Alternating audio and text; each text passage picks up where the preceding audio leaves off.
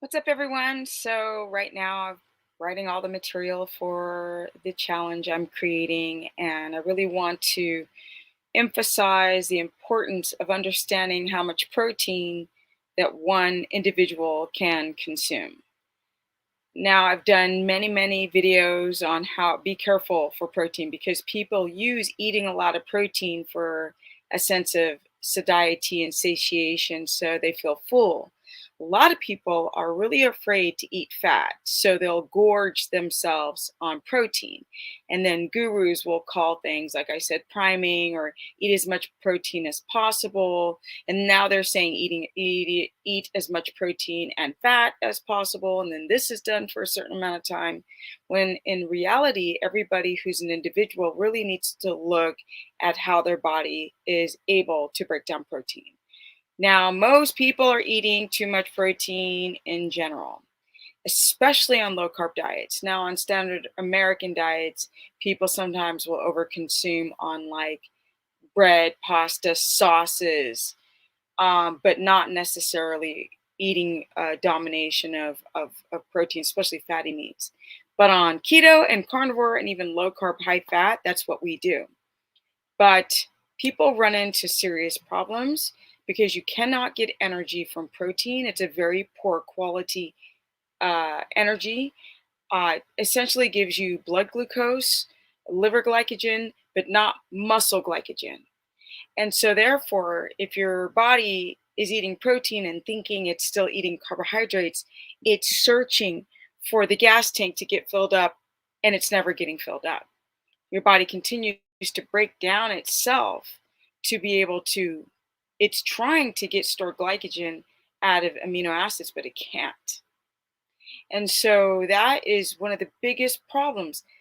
Your body trying to use protein for energy then turns into a destabilization of your blood sugar. And really learning about this whole epigenetics thing, it's so fascinating that it doesn't really matter that your parents, had thyroid problems or cancer. It matters what you do in your generation with your body. If you're still eating the same garbage as they did, then that might be your genetic link.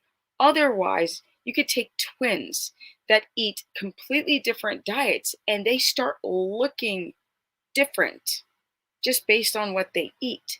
Their health becomes different. So we don't have to talk about genetics. We always need to talk about what you do with your genes. A big problem is that you guys are already having problems with biliary duct system, with your liver, your kidney, your gallbladder, even your pancreas. So then when you start doing a high protein diet, because people are labeling it as priming and that this is normal, this is not normal. They're not thinking about people who have issues with iron, right? Some people are developing hemochromatosis, which is high iron, by eating so much red meat. And then we have problems with people developing gout and women developing gout, sores on their feet and sometimes their hands from too much uric acid that has to be filtrated as a byproduct, waste product, through the kidneys. And the kidneys are functioning low. Functioning low because you're dehydrated, because nobody talked about the emphasis of managing your minerals or your micronutrients and using supplements like just cocktails. You guys know I'm not a fan of mixtures of minerals, and people are doing like Element or the Dr. Berg's or whatever, the Keto Chow, instead of really trying to get their minerals first from food, because even with some of these companies, they're using poor quality potassium for like potassium chloride for their electrolytes, and you're already having problems with your kidneys. So we got to deconstruct. People are like, oh my God, I'm so confused. I don't know what to do. If anyone is making any of these diets or physical changes seem easy, they're not being honest. Nothing in life where you go from A to Z or from this position of unhealthy body to this position of a healthy body, it's never going to be easy. You have to accept the challenge that's going to be difficult.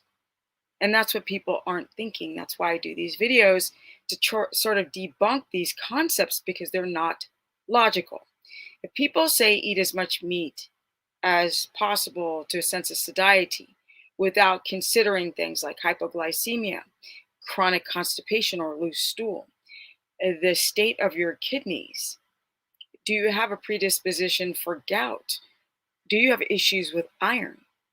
Do you have problems with your electrolytes? And of course, with your blood sugar.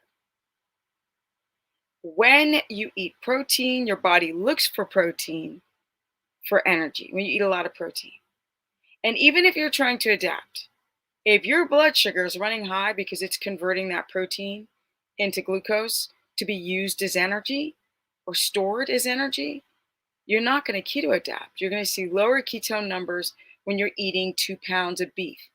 Women should be eating under a pound, depending on their activity and their muscle to fat ratio.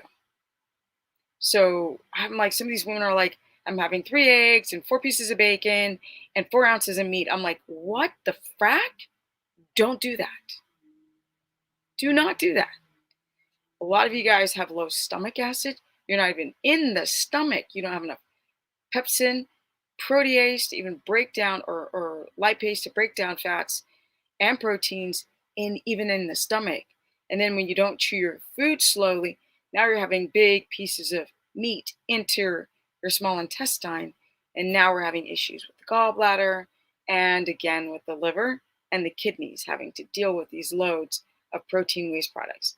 Now, um, you guys know I say with men, protein should be under 100, and for women it should be under 70, unless you're like super tall, 6 feet tall, volleyball player. Then we're going to go higher with your protein. But generally, the average size for a woman is 5'4", and the average size, we're talking average. You don't have to be 5'4", okay? And the average size for a man is 5'10", believe it or not. So if we have to really think about the amount of protein that your body will actually use, if you've got good GLUT4 receptor sites where your body's uptaking glucose and using it as energy when you work out, or do you just store all of that and become more insulin resistant? Because that's another problem with eating too much protein. You can become insulin resistant or on the borderline of insulin resistance and push yourself to being a type 2 diabetic eating too much protein, because you don't have enough equipment to break it down. Your digestion is poor, which most people it is. You're already going through gluconeogenesis, and your body starts converting protein into energy because it does not know how to adapt, even on no carbs. So you really have to be careful for the protein amount. Anyone who says I eat a bunch of protein and I'm fine is in denial. Go get a glucometer and then let's talk. Watch your blood sugar go psing. Now, Dr. Sivis, he and I think very similarly on this subject of protein, and I thought I would show some excerpts from his video about him talking, because everyone's like, oh my God, you're not a doctor. Well, let's listen to a doctor say what I've been saying for years. So I'm going to pull up this video right now because it is supreme. It is fantabulous. So I thought I already had it in the queue, but let me cue this one up for you guys. He breaks down in a very, very, very I guess scientific way the issue with too much protein. And I thought I had this queued up. So let me refresh the page so it'll appear. And it's such a great little gem that I found. And I want you guys to hear him talk. Okay, so let me pull it up.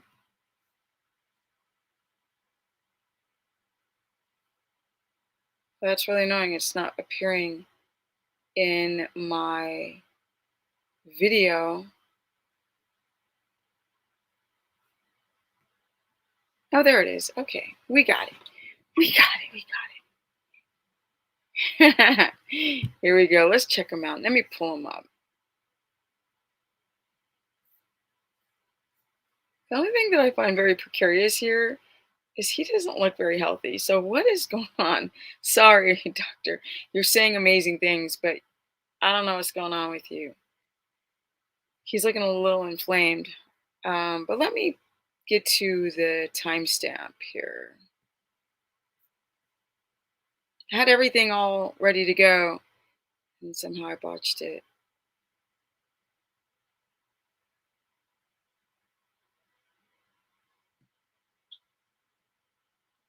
So much confusion and so much obsession about this is how much protein should you eat? Protein, okay? And the first thing I'll tell you is that number one, very, very few people, other than vegans or vegetarians in America, ever eat too little protein. It is very, very rare that we eat too little protein. The majority of us, I would tell you that pretty much every single person watching this video right now is in excess in terms of protein that. Well, I actually don't agree with that because I coach so many people and I have over the years, and there are some people who actually undereat protein. But I guess based on his experience with people he's working with, especially in the carnivore sphere, he's noticing this trend of too high protein. Your body needs relative to what you think it needs. Everybody watching this right now is eating too much protein. Let that sink in. Let that sink in. Okay? Unless you're a vegan or a vegetarian trolling this video, you are probably excessive in your protein. But here's the issue, and I'm adamant about this. If anybody ever tells you how much protein you should eat, they know nothing about human biology. Because I can't tell you how much protein you need to eat. I cannot. Nobody. Cheryl, my brilliant dietitian, did a video on, or is going to do a video on this. But even she, in all her brilliance, in all the experience, cannot tell people how much, or she can tell them, but it's. And that is the reason why that if you guys go back to my old videos, I'm always putting protein in ranges and using a glucometer. And so he's basically saying all those factors: stomach acid, hypoglycemia, gout, high iron, if you have enough pepsin or protease, all of these things are factors. Or if you have a lot of GLUT4 receptor sites or insulin resistant, all of these things play a role in how much the individual is going to consume protein. But he's definitely saying we're eating too much. But I have another timestamp I want to get to. I'm just so unprofessional. Let me find this second timestamp. And him breaking down how he tests the blood with proteins and kidney and gout. And we are right here. Okay. High side, it either means you're globally eating way too much protein or your protein fat ratio is off. So you may not be eating carbohydrates, but you have inadequate fat, or you're hyperinsulinemic, insulin resistant, and you're shoving all your fat into your cells because that's what insulin does. But now you have an energy deficit and you don't have enough glucose because you're not eating sugar.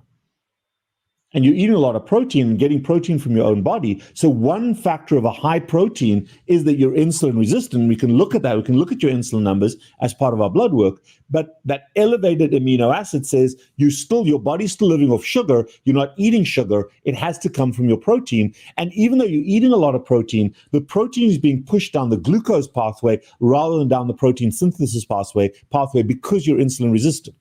So, do you guys hear that? This is what I have been saying for years and years and years. You are you're taking that protein that you're not using and you are taking it down the glucose pathway because you cannot store muscle glycogen on protein.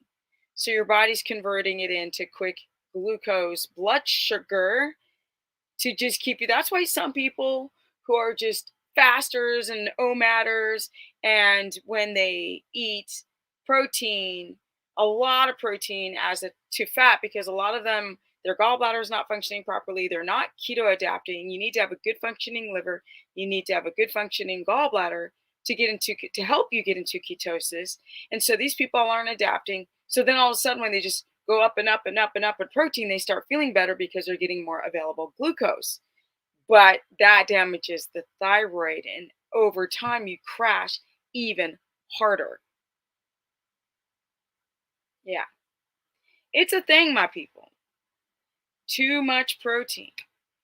And it's very interesting, this whole uric acid purines, um, your bun, which is your bun is your, oh yeah, it's your blood urea nitrogen.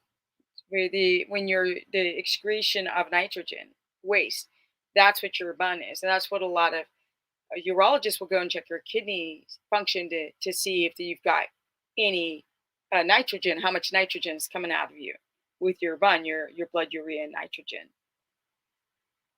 It's really, really easy for people who are metabolic inflexible, have poor functioning biliary function, a liver and kidneys, and then they're just so desperate to lose weight and fast. So you're really, really making it difficult to get enough electrolytes when you're fasting. And then on top of that, doing carnivore. You see what I'm saying?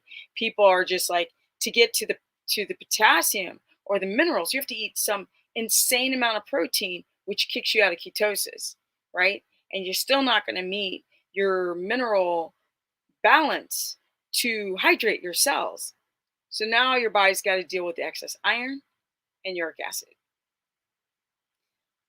Do not eat 2 pounds of beef unless you're 6'5" and play sports.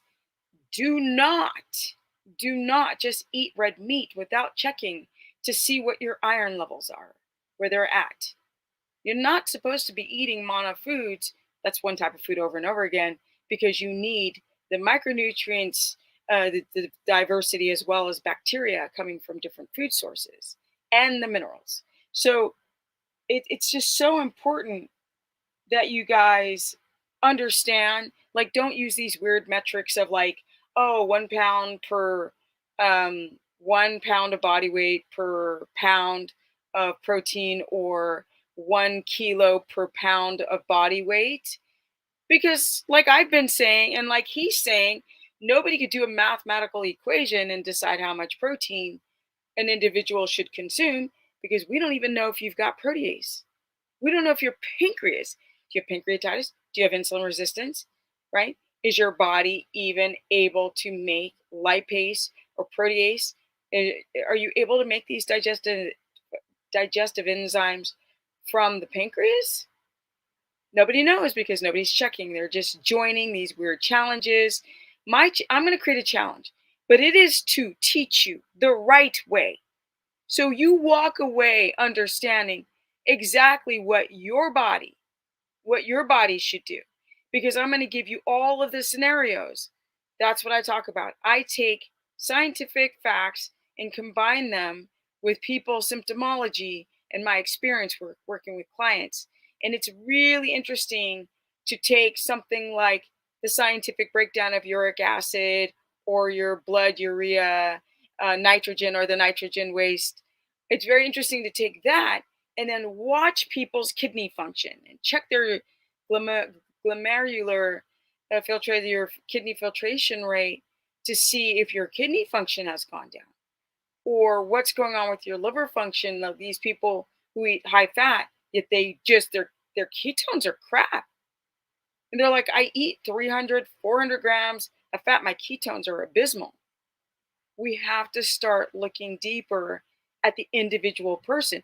Do you have hypochlorhydria? Do you have a gallbladder problem? Do you have a liver problem? Because these are things, all those scenarios. So you can go, oh, this one is me. Oh, my A1C is this. Oh, my insulin is way over 20, for example. Oh, my thyroid numbers or they look normal, but I've got the symptoms. These are things that I want to teach you guys in my challenge. So I'm going to create challenges, but I really want this to be an educational challenge, and not like a just, get your coins challenge, leaving you still confused. I want everybody to walk away going, I just learned something new, or I learned so much more. So if you guys want more, thank you, Dr. Sivis, for that backing up of what I've been saying for years and years and years, where people tried to make fun of me. Now it's coming out, all of the problems that people have and why some people are forced to quit carnivore, like Frank Tufano, who developed hemochromatosis and high iron, which is absolutely lethal and dangerous. So you got to look at your body. Look at your body before going all in. I want you guys to go all in on learning and not all in on making huge mistakes, because some people will follow my channel and they'll say like, God, I can't stand you because you keep telling me what I don't want to hear. I don't want to make it easy. I want it to be difficult, because the ones who see it as a challenge are the ones who are going to improve their health, that they're going to fix their leaky gut or their SIBO or the bacterial imbalance or their kidney issues or their high blood pressure or their menstrual issues or their infertility or their leaking gut or their thyroid or their gallbladder or their arthritis or their fibromyalgia, which that's a whole nother subject about people who are iron deficient. So with fibromyalgia symptoms are people who've got a B1 deficiency and cannot figure out their histamine issues, right? Or people who are low on zinc, but zinc has to be balanced with copper. So all of these things I want to structure so it's so comprehensive and easy to understand that everybody walks away with golden nuggets to improve their health, instead of you telling people, oh, well, just eat butter, put some butter by your bed at night and eat that if you're hungry. But what if you have a histamine reaction to the whey and casein left over in the butter? If your gallbladder is not functioning and some doctor's telling you to eat a bunch of fat, but your gallbladder can't handle it, you have to fix that gallbladder before shoving a bunch of animal fat in. That's a whole nother video. So if you guys want to learn more, go to stephanieperson.com. I'm about to open more dates the end of this month. So book a consultation if you feel like you need me to help you along the way, because you guys know I've been working with people, thousands of people over the years. And if you're constipated on carnivore, don't ever believe that you're using all the protein, because that is the dumbest thing I've ever heard in my life. Do not listen to that. And some people are having diarrhea on carnivore way beyond the 2 weeks. They say that your body's just going to balance. Life doesn't work that way, because you need to know your existing health. I have a course, stephanieperson.com. That's an ongoing course where you can access all this information, plus workouts, plus live streams, plus I do many consultations with members. So go to my website, stephanieperson.com, and check that out. It's only $15. For years I never monetized my videos.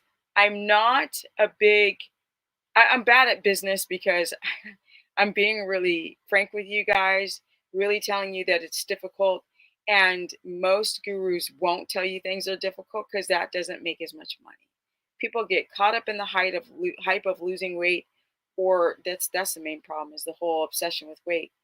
But if you guys, and fasting, oh my God, that's a whole nother complete body metabolism crash derangement that you're going to do to yourself, because people one day mentioned autophagy, or people who are doing ice baths who've got severe adrenal issues. So just be careful. What works for this dude ain't necessarily going to work for you. And what works for me may not work for you, because of my lifestyle is so different, or my damage is way different than yours. My Instagram is Stephanie Ketogenic. My Facebook, just my normal Facebook, is Stephanie the Business Person. I am 55, soon to be 56. I'm so excited. I got energy for days. I love my life. I left Cali because that was a clusterfuck of a freaking mess, and I'm not dealing with that nonsense. And I found the most beautiful place in Tennessee. So, been working on some videos to give you lifestyle. One day I will give you a day in the life of my whole day.